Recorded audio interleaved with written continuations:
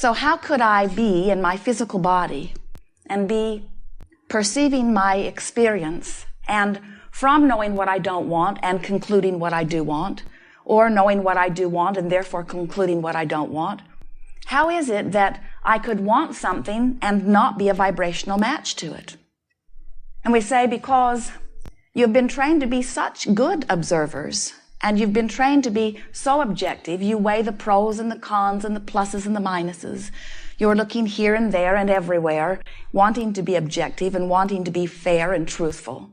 And sometimes, without realizing it, in your observation of what is, you begin to develop vibrational patterns about what is, even though you would prefer what is to change.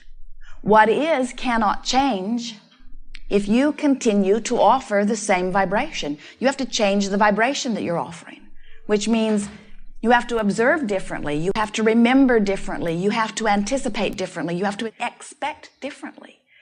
You cannot do the same old thinking and expect the same old things and have anything change. Everything comes to you in response to your vibration. So we think it is helpful to help you to understand that you have two primary aspects going on in your vibrational point of attraction at all times. One is what you want, and the other is what you think about what you want. Some would say one is what your desire is, and some is what your beliefs are. But we would like to say whatever you're thinking about is causing a vibrational frequency, and law of attraction is matching that frequency. And you understand frequencies. You know that you cannot set your radio tuner to 98.6 and expect to hear what is being broadcast on 101. You know that the transmitter and the receiver have to line up. And this is the easiest way that we can say to you that the transmission called your desire and the transmission called your belief have to line up if you are to consistently receive those things that you desire. Some would say, well, I'm not getting what I want. And we would say, but you are getting what you believe. But we would like to change those words, believe, just a little bit, to something maybe a little less confining. We would like to say, just call it all thought. And then we would like to remind you that you have a guidance system within you that is letting you know in every moment what the vibrational content of your thought is. Your future experience is being created now. But we don't want you to get too focused upon what you are creating in the future, because the tendency when you are thinking about future experience is to not tend to your vibration now. And if you're not tending to your vibration now, not only are you not improving your future experience, but you are in this moment holding yourself apart from all that you are wanting. In this time-space reality in which you are focused, we know that you have this sense of this buffer of time. You don't experience what you would call instant manifestation. And that's a good thing. But as you are accustomed to this time-space reality where things do not necessarily manifest instantly in your experience, it also puts you in a place, many of you, where because you know that this negative thought, which is activating a vibration, which is for right now disallowing the clarity and the well-being that you're wanting. If a tooth would fall out in that moment, or a brick would fall on your head, you might say, oh, I think I'll tend to my thoughts now a little more diligently.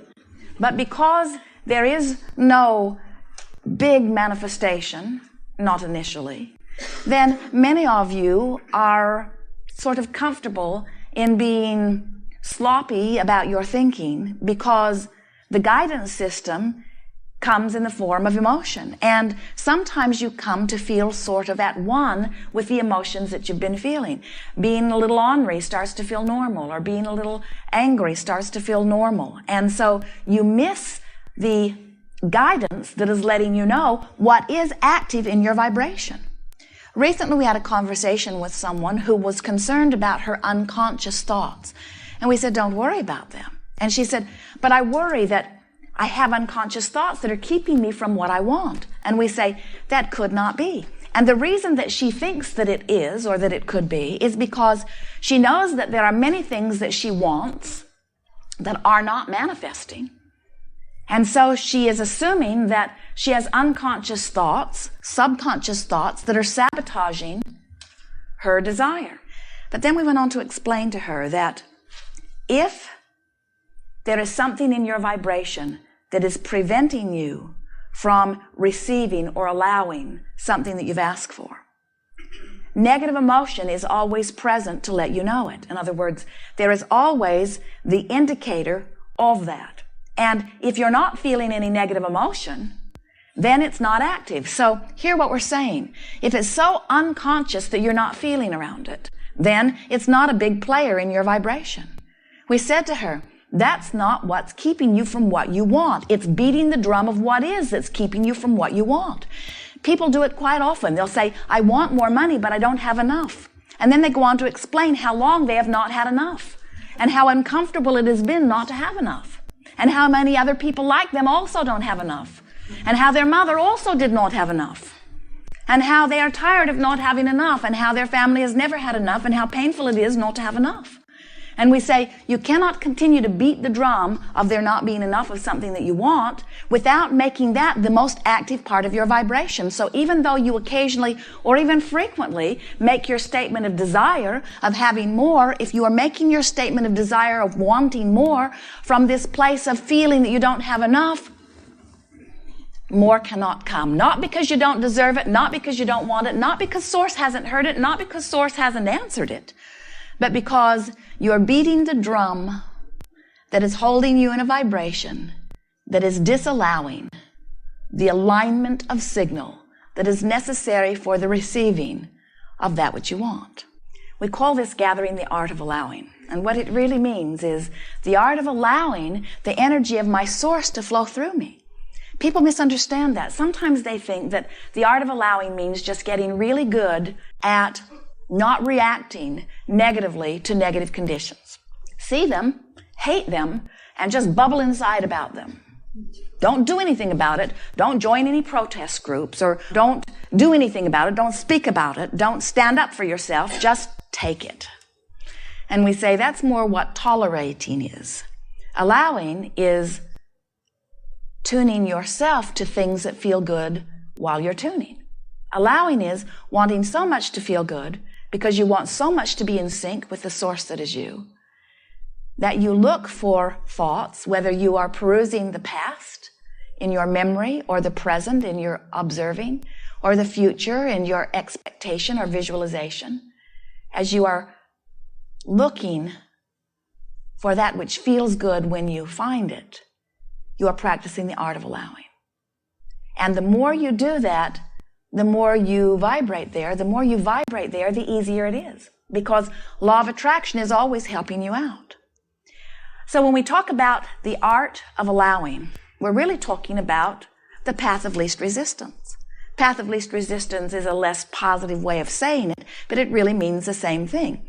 It's sort of like getting in the stream and going with the flow. And the stream is a stream of well-being. That's the first and most important premise that we want you to acknowledge. The stream is a stream of well-being, utter well-being. And so it is your legacy, it is your expectation. You knew when you came into these physical bodies that you would thrive. And you knew you would have a guidance system that would let you know whether you were on your path of thriving or not.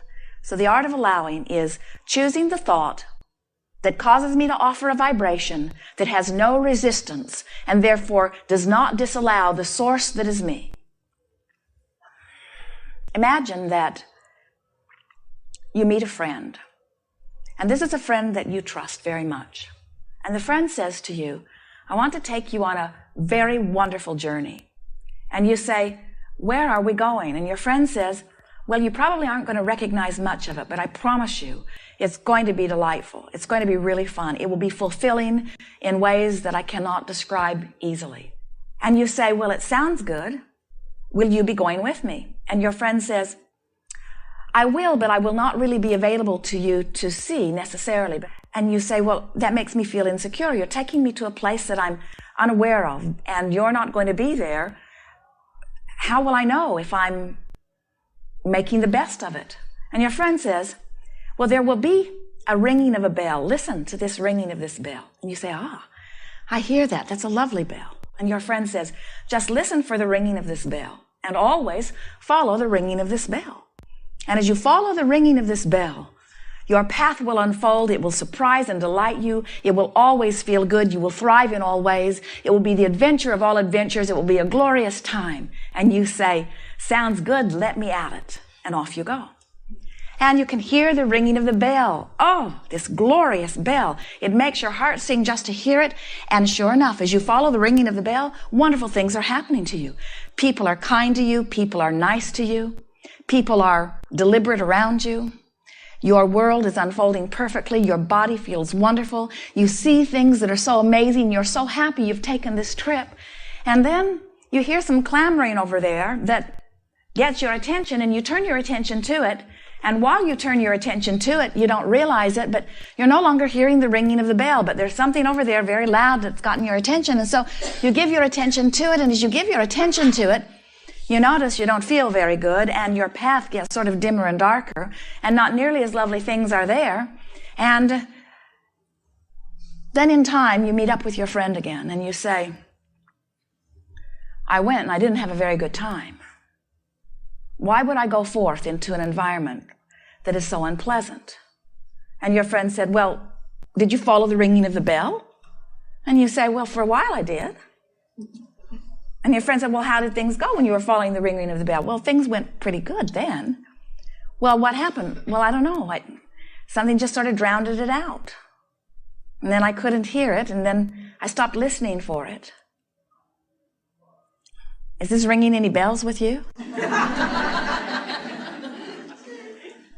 The emotions that you feel, that joy, that elation, that passion, that enthusiasm, that's that ringing bell. And as you are following the ringing of that bell, you are always in vibrational alignment with that which is your source. If you are letting other things that are clamoring in your environment get your attention, and you begin paying more attention to what's going wrong, and you forget to listen for the ringing of that joyous bell, then sometimes you say to us, Abraham, why would I come forth into this physical body? You said I am pure positive energy from non-physical. Why would I come forth into this dense human energy where there is so much contrast and so many things going wrong? And we say, you chose this contrasting experience because you knew that out of the contrast would be born the new desire. And you are a creator on the leading edge of thought. And you wanted that leading edge creative experience. You said, I will go forth into the environment and I will pay attention to the way I feel. And I will choose thoughts that I can feel alignment with source.